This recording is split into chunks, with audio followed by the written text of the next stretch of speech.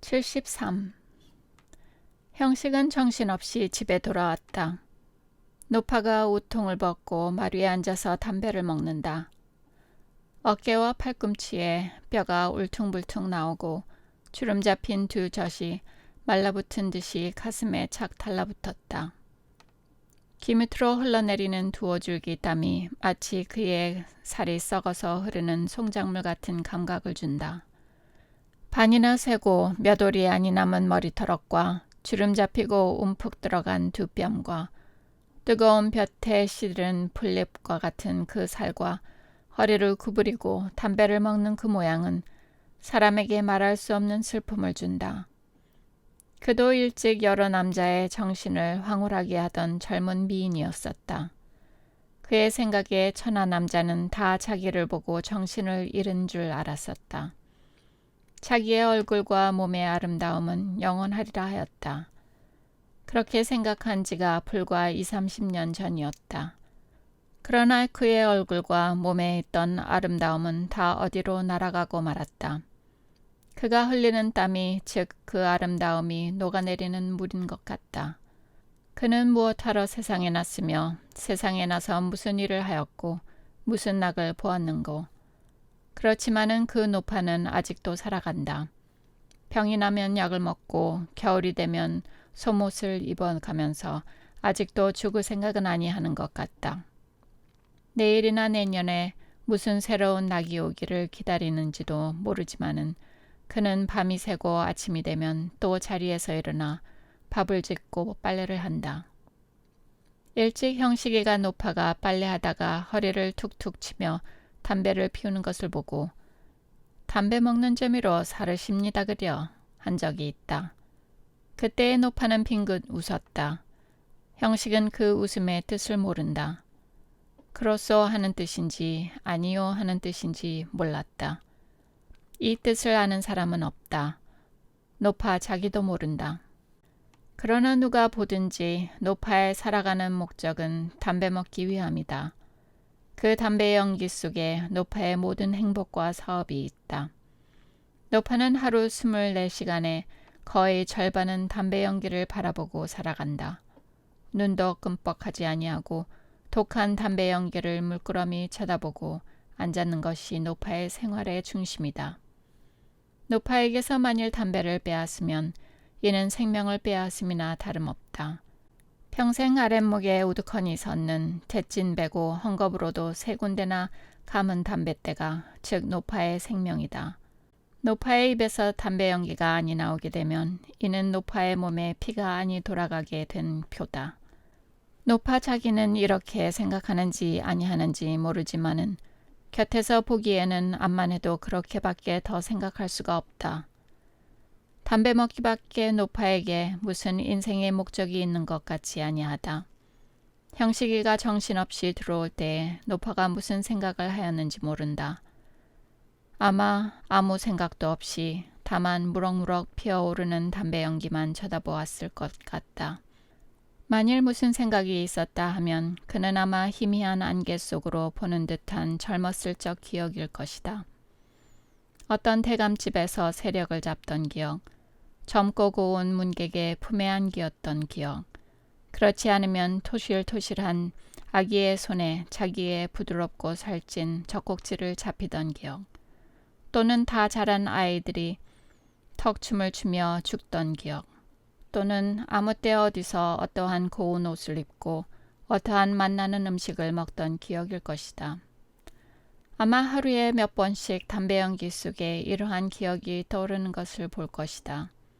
지금은 어떠한 기억이 떠나왔던지 모르거니와 노파는 형식을 보고 얼른 곁에 벗어놓았던 땀밴 적삼을 입으며 어째 벌써 오셔요 한다.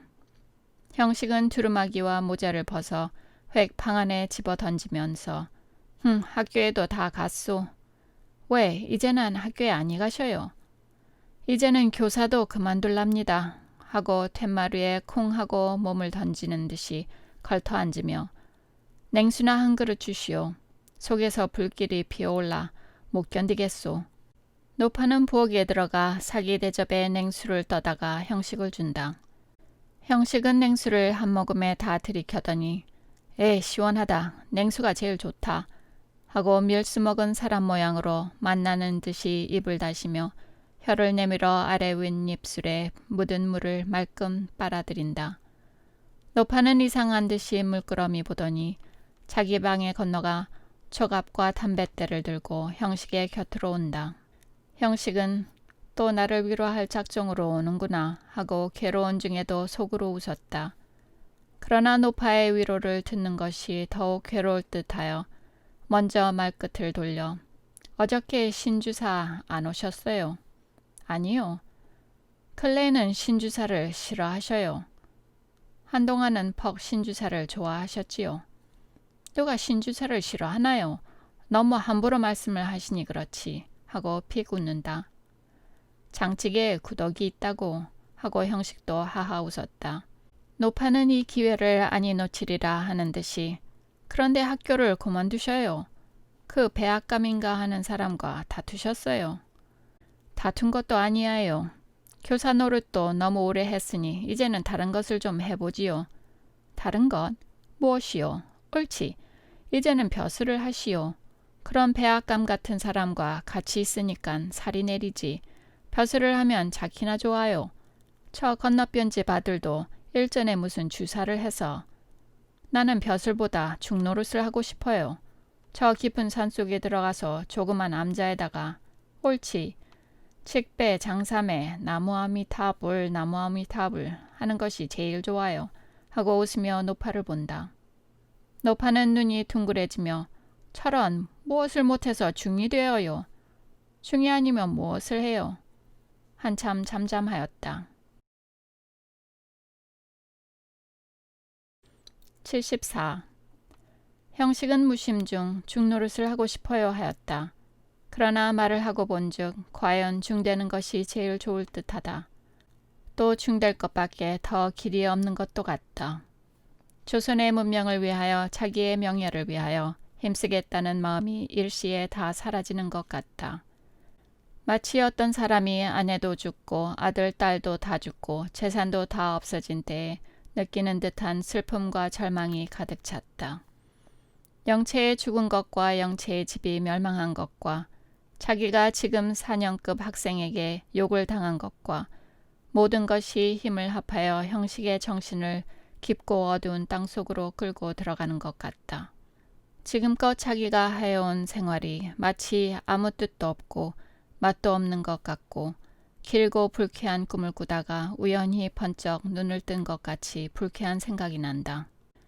학교에서 4, 5년간 분필을 들고 가르치던 것이며 늦도록 책을 보고 외국말에 단자를 외우던 것이며 선영과 순애에게 영어를 가르치던 것이며 영채를 만났던 것과 청량리에서 한 일과 평양에 갔던 일이 모두 다 무슨 부끄럽고 싱거운 일같이 보인다.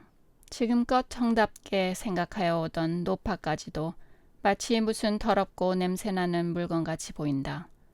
모든 것이 다 부끄럽고 불쾌하고 성이 난다. 내가 무엇하러 이 모양으로 살아왔는고 하여 본다. 내가 지금까지 살아온 값이 무엇이며 뜻이 무엇인고 한다. 당장 이 생활을 온통 내어 던지고 어디 사람 없는 외딴 곳에 들어가서 숨고 싶은 생각이 난다. 1시간이라도 이 서울 안에 이 노파의 집에 있기 싫은 생각이 난다. 그래서 노파에게 중이 제일 좋아요. 세상에 있으면 무슨 재미가 있나요? 선생 같은 이야 왜 재미가 없어요? 나이가 젊으시겠다. 재주가 있겠다. 왜 세상이 재미가 없겠소? 아주머니께서는 젊었을 때 재미가 많았어요. 노파는 빙그레 웃으며 젊었을 적에야 날마다 기쁘기만 했지요. 이따금 울기도 했지만은 젊었을 때 우는 것은 늙어서 웃는 것보다도 낙이라오. 형식은 노파가 참말을 잘한다 하고 노파의 얼굴을 보았다. 노파는 젊었을 때를 생각만 해도 기쁜 듯이 얼굴에 화기가 돌며 나는 이 선생께서는 무슨 재미에 살으시는지 모르겠습니다. 좋은 벼슬도 아니하고 고운 색시도. 하하, 이런 말씀을 하면 선생은 늘 이 말을 찌푸리시겠다. 그러나 내 말이 옳지요. 꽃같은 청춘에 왜 혼자 우두커니 방 안에 만들어 앉았겠어요. 그러니까 세상이 재미가 없어서 중이 되느니 무엇이 되느니 하지요. 나는 젊었을 적에는 말을 다해 무엇 하겠소. 늙으면 허사입니다. 이 말은 거의 한 달에 한 번씩이나 형식을 대하여 하는 말이었다. 그러나 형식은 다만 웃고 들었을 뿐이었다. 그러나 오늘은 그 노파의 말에 새로운 뜻과 힘이 있는 것 같이 들린다. 그리고 선형과 영체를 대하였을 때에 즐겁던 생각이 난다. 그리고 외국 서적에 사랑의 즐거움을 찬미한 것을 보던 생각이 난다. 과연 남녀의 사랑이 인생의 제일 큰 행복이라 할까? 적어도 이 노파는 일생의 기쁜 일이라고는 남녀의 사랑밖에 없는 것 같이 말한다. 내가 평생 적막하고 세상에 따뜻한 재미를 못 붙임은 이 사랑이란 맛을 못 보는 때문인가 하여 본다. 그래서 웃으며 그러면 나도 즐거운 재미를 볼 수가 있을까요? 하였다. 그리고는 미련한 질문을 다하였다 하고 속으로 부끄러웠다. 노파는 재미를 볼 수가 있고 말고 선생 같은 이면 장한 미인들이 저마다 따르지요. 얼굴이 좋겠다. 마음씨가 곱겠다. 지금은 세상이 말세가 되어서 그렇지만은 전 세월 같으면 대과 급제에 선생 같으신 이는 미인에 채어서 서지를 못하겠소. 그러니까 지금은 쓸데없단 말씀이구려. 대과 급제가 없으니까. 천 세월만 못하단 말이지. 지금인들 장안에 1등 기생이 여러 100명 될 텐데 하더니 문득 목소리를 낮추며 그런데 하고 잊어버렸던 것을 생각하는 듯이 고개를 기울이더니 영채, 그 색시 말이야요. 어떻게 되었나요? 그 외에 한번 만나보셨어요? 형식은 이 말에 가슴이 뜨끔하였다. 손에 들었던 권련을 땅에 떨어뜨렸다. 그렇게 형식은 놀랐다. 그만 물에 빠져 죽었답니다. 물에 빠져? 언제? 아마 그저께 빠져 죽었겠지요. 에그머니, 웬일이야요? 왜 빠져 죽어요? 저런. 형식은 말없이 두 팔로 제 목을 안고 고개를 수그렸다. 지나간 3, 4일의 광경이 눈앞으로 휙휙 지나간다. 노파의 눈에는 눈물이 핑 고인다. 글쎄 무슨 일이야요? 나처럼 세상이 재미없던 게지요. 에그머니, 저런. 꽃같은 청춘에 왜 죽는담? 명이 다해서 죽는 것도 서른데 물에를 왜 빠져 죽어? 하고 한참 묵묵히 앉았더니 손등으로 눈물을 씻으며 이 선생이 잘못해서 죽었구려. 어째서요? 그렇게 10여 년을 그립게 지내다가 찾아왔는데 그렇게 무정하게 구시니까. 무정하게라는 말에 형식은 놀랐다. 그래서 무정하게? 내가 무엇을 무정하게 했어요?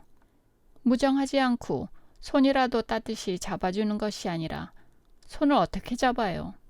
손을 왜 못 잡아요? 내가 보니까 명체가 아니라 영체야요. 옳지. 내가 보니까 영채 씨는 선생께 마음을 바친 모양이던데 그렇게 무정하게 어떻게 하시오.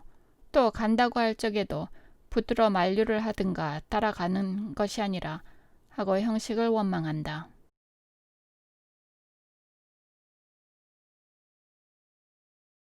75. 노파의 말에 형식은 더욱 놀랐다. 과연 자기가 영채에게 대하여 무정하였던가. 과연 그때의 영채의 손을 잡으며 나도 지금껏 자기를 그리워하던 말을 할 것이 아니었던가. 그리고 일어나 가려 할 때에 그를 붙들고 그의 장래에 대한 결심을 물어보아야 할 것이 아니었던가. 그리고 그 자리에서 내가 너를 거두겠다 하고 같이 영채의 집에 가서 그 어머니와 의논할 것이 아니었던가. 그리야 하였다면 영채는 그 이튿날 청량리에도 아니 갔을 것이요 그 편도 당하지 아니하였을 것이 아니었던가.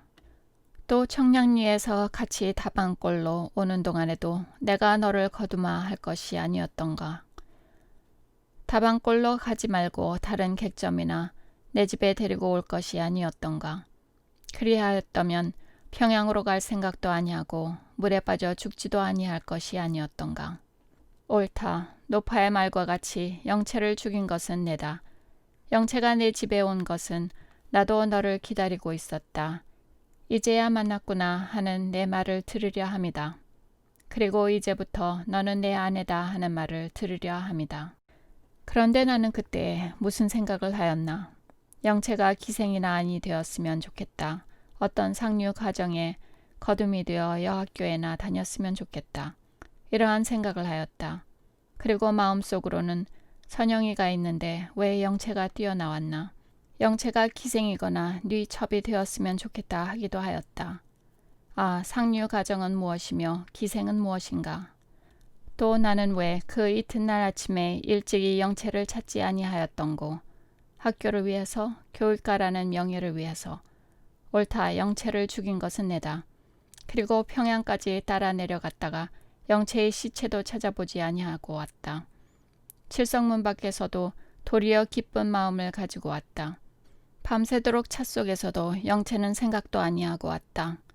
영채가 죽은 것이 도리어 무거운 짐이 덜리는 것 같았다. 형식은 고개를 흔들며 오라요. 내가 영채를 죽였어요.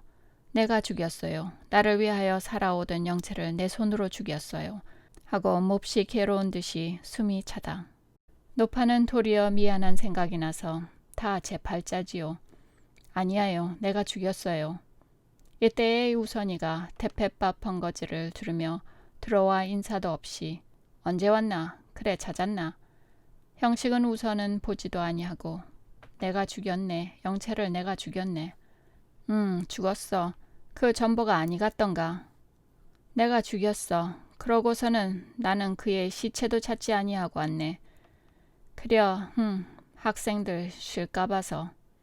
김장로의 따님이 보고 싶던 게지 하고 이러한 경우에 있어서도 우선은 골개를 잊지 아니한다. 태관절 어찌 되었나? 죽었어 하고 벌떡 일어나며 자네 돈 있나? 일거든 한 5원 9개 하고 생각하니 이제는 돈 나올 곳도 없다. 학교에서 6월 월급은 주겠지만은 찾으러 갈 수도 없고 7월부터는 형식에게는 아무 수입도 없다. 돈은 해서 가서 영채의 시체나 찾아야겠네. 찾아서 내가 업어다라도 장례나 지내주어야겠네. 하고 형식은 괴로움을 못 견디어 하는 듯이 마당으로 왔다 갔다 한다. 형식의 적삼에는 땀이 배었다. 우선은 지팡이로 엉덩이를 버티고 서서는 형식을 보더니 벌써 다 떠내려갔겠네. 황해 바다로 둥둥 떠나가겠네. 왜 그래요? 물에 빠져 죽은 송장은 사흘 전에는 그 자리를 아니 떠난답니다. 하고 노파가 우선을 보며 말한다. 떠내려갔거든 어디까지든지 따라 내려가지. 있는 데까지 따라 내려가지. 하고 잠깐 눈을 감고 우두커니 섰더니 결심한 듯이 고개를 번쩍 들고 우선의 곁으로 와서 손을 내어 밀며 어서 5원만 내게. 지금 곧 떠날 텐가. 정거장에 나가서 차 있는 대로 떠날라네. 우선은 마지못하여 하는 듯이 5원짜리 지표를 내어준다. 영채가 죽었단 말을 듣고 우선도 미상불 슬펐다. 귀중히 여기던 무엇이 없어진 것 같았다. 형식은 돈을 받아넣고 방에 들어가 두루마기를 입고 책 한 권을 뽑아들고 신을 신으려고 나섰다. 이때에 어떤 파나마를 쓴 신사가 형식을 찾는다. 형식은 이 말을 찌푸리더니 마지못하여 문에 나갔다. 그는 김장로와 한 교회에 있는 목사다. 젊은 얼굴에 수염은 한 개도 없고 두 뺨에는 굵은 주름이 서너 줄 깔렸다. 정직한 듯한 중늙은이다. 우선과 노파는 노파의 방 툇마루에 가서 우두커니 두 사람을 본다. 형식은 책을 놓고 목사를 청해에 올려 앉혔다. 어디 가시는 길이요? 네, 산보 나가던 길이올시다. 더운데 어떻게 이렇게? 배운 지도 오래고 또 무슨 할 말씀도 좀 있어서. 제게요 하고 형식은 목사를 본다. 목사는 까닭이 있는 듯이 빙그레 웃으며 과히 바쁘시지는 않으셔요. 아니올시다. 말씀하시지요. 허허 이 선생께서 기뻐하실 말씀이외다. 하고 또 한 번 웃으며 형식의 방안을 둘러본다. 노파와 우선은 서로 돌아보며 무엇을 수군수군한다. 오늘은 노파가 우선을 그다지 싫어하지 않는 모양이로다. 목사는 한참 부채질을 하더니 유심히 형식을 보며 다른 말씀이 아니라 하고 말을 내기가 어려운 듯이 말을 시작한다. 듣는 형식도 무슨 일인지는 모르나 목사의 태도가 수상하다 하였다. 그리고 어서 말을 다하면 정거장으로 뛰어나가리라 하였다.